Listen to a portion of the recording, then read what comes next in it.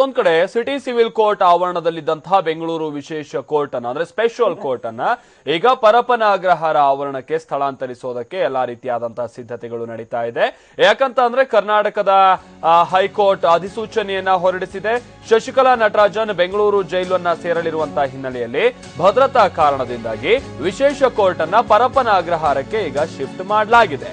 ಈ ಕುರಿತು registrar general ಅಧಿಸೂಚನೆಯನ್ನ ಹೊರಡಿಸಿದ್ದು, ಅಧಿಸೂಚನೆಯ ಪ್ರತಿಯನ್ನ ಬೆಂಗಳೂರು ಡಿಸಿಪಿ ಚಂದ್ರಗುಪ್ತ ಅವರು ಪಡೆದುಕೊಂಡಿದ್ದಾರೆ ಅಂತ ಹೇಳಿ ತಿಳಿದು ಬಂದಿದೆ. ಅಂದ್ರೆ ನಾವು ಇಷ್ಟು ದಿನ ಸ್ಪೆಷಲ್ ಕೋರ್ಟ್ ಇದ್ದಂಥದ್ದು ಅದು ಸಿಟಿ ಸಿವಿಲ್ ಕೋರ್ಟ್ ನ ಆವರಣದಲ್ಲಿ, ಆದ್ರೆ ಈಗ ಶಶಿಕಲಾ ಪರಪ್ಪನ ಅಗ್ರಹಾರ ಜೈಲಿನಲ್ಲಿ ಇನ್ನು 3 ವರ್ಷ ಇರಬೇಕು. ಆ ಕಾರಣಕ್ಕಾಗಿ ಇವತ್ತು ಅವರು ಆಗಮಿಸ್ತಾ ಇರುವಂತಹ ಹಿನ್ನೆಲೆಯಲ್ಲಿ ಸ್ಪೆಷಲ್ ಕೋರ್ಟ್ ಅನ್ನ ಪರಪ್ಪನ ಅಗ್ರಹಾರದ ಆವರಣಕ್ಕೆ ಸ್ಥಳಾಂತರಿಸಲಾಗಿದೆ ಅನ್ನುವಂತ ಮಾಹಿತಿ ಸಿಗ್ತಾ ಇದೆ. ಕರ್ನಾಟಕ ಹೈಕೋರ್ಟ್ ಇದಕ್ಕೆ ಸಂಬಂಧಪಟ್ಟಂತೆ ಒಂದು ಅಧಿಸೂಚನೆಯನ್ನ ಹೊರಡಿಸಿದೆ. ಕಾರಣ ಅಂತ ಅಂದ್ರೆ ಭದ್ರತಾ ಕಾರಣದಿಂದಾಗಿನೇ ವಿಶೇಷ ಕೋರ್ಟ್ ಅನ್ನ ಪರಪ್ಪನ ಅಗ್ರಹಾರಕ್ಕೆ ಶಿಫ್ಟ್ ಮಾಡಲಾಗಿದೆ ಅನ್ನುವಂತ ಒಂದು ಮಾಹಿತಿ ಇದೀಗ ಲಭ್ಯ ಆಗ್ತಾ ಇದೆ.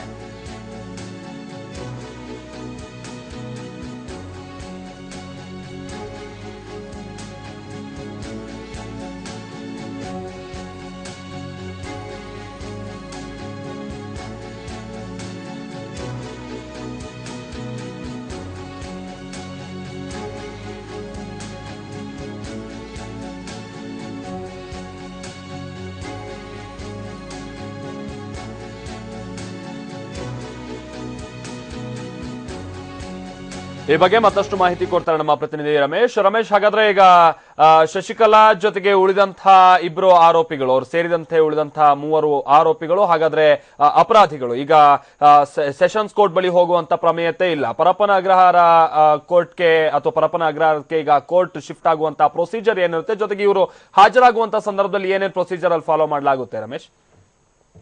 ಮಲ್ತೇಶ್, ಈಗಾಗಲೇ ರಿಜಿಸ್ಟ್ರಾರ್ ಜನರಲ್ ಅವರು ಅಗತ್ಯ ಮಾಹಿತಿಯನ್ನ ಎಲ್ಲಾ ಒಂದು ಆಫೀಸರ್ಸ್ಗೆ ಕೊಟ್ಟಿದ್ದಾರೆ.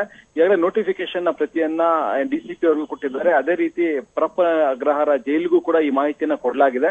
ಹೀಗಾಗಿ ಅವರು ಮಾಹಿತಿಯನ್ನ ಪಡ್ಕೊಂಡು ಈಗ ಕೋರ್ಟ್ ನ ಕ್ಲೀನ್ ಮಾಡುವಂತ ಕೆಲಸ ಅಲ್ಲಿ ಶುರು ಆಗಿದೆ ಆಲ್ರೆಡಿ. ಅಂದ್ರೆ ಕೋರ್ಟ್ ಏನಿದೆ ಅಲ್ಲಿ ವಿಶೇಷ ಕೋರ್ಟ್ ರಚನೆ ಮಾಡಲಾಗಿತ್ತು, ಆ ಕೋರ್ಟ್ ನ ಕ್ಲೀನ್ ಮಾಡಿ ಅಲ್ಲಿ ನ್ಯಾಯಾಧೀಶರು ಕೂಡ ಈಗ ಹೊರಟಿದ್ದಾರೆ. ಯಾಕಂದ್ರೆ 48ನೇ ಕೋರ್ಟ್ ನಲ್ಲಿ ನ್ಯಾಯಾಧೀಶರು ಅಶ್ವಥ್ ನಾರಾಯಣ ಅವರು ಕೆಲಸವನ್ನ ಮಾಡ್ತಾ ಇದ್ರು. ಈಗ ಅವರು ಕೂಡ ಕೆಲಸವನ್ನ ಬಿಟ್ಟು, ಅಂದ್ರೆ ಈ ಕೆಲಸವನ್ನ ಬಿಟ್ಟು ಆ ಕೋರ್ಟ್ ನ ಕೆಲಸವನ್ನ ಬಿಟ್ಟು ಈಗ 36ನೇ ಕೋರ್ಟ್ ಸ್ಪೆಷಲ್ ಕೋರ್ಟ್ ನ ಇನ್ಚಾರ್ಜ್ ಕೂಡ ಅವರೇ ಆಗಿರೋದ್ರಿಂದ, ಕನ್ಕರೆಂಟ್ ಜ್ಯೂರಿಸ್ಡಿಕ್ಷನ್ ಹೊಂದಿರೋದ್ರಿಂದ ಅವ್ರೀಗ ಅಲ್ಲಿಂದ ಪರಪ್ಪನ ಅಗ್ರಹಾರಕ್ಕೆ ತೆರಳುವಂತ ಪ್ರಕ್ರಿಯೆ ಶುರು ಆಗಿದೆ. ಇನ್ನೇನು ಕೆಲವೇ ನಿಮಿಷದಲ್ಲಿ ಅವರು ಸಿವಿಲ್ ಕೋರ್ಟ್ ನಿಂದ ಹೊರಡ್ತಾರೆ. ಆ ನಂತರ 3 ಗಂಟೆ ವೇಳೆಗೆ ಅವರು ಸಿವಿಲ್ ಕೋರ್ಟ್ ನಿಂದ ಪರಪ್ಪನ ಅಗ್ರಹಾರಕ್ಕೆ ಹೋಗ್ತಾರೆ. ಆ ನಂತರ ಶಶಿಕಲಾ ಅವರು ಮತ್ತೆ ಎಲ್ಲರೂ ಕೂಡ ಸಂಜೆ ವೇಳೆಗೆ ಬರುವಂತ ಸಾಧ್ಯತೆ ಇದೆ.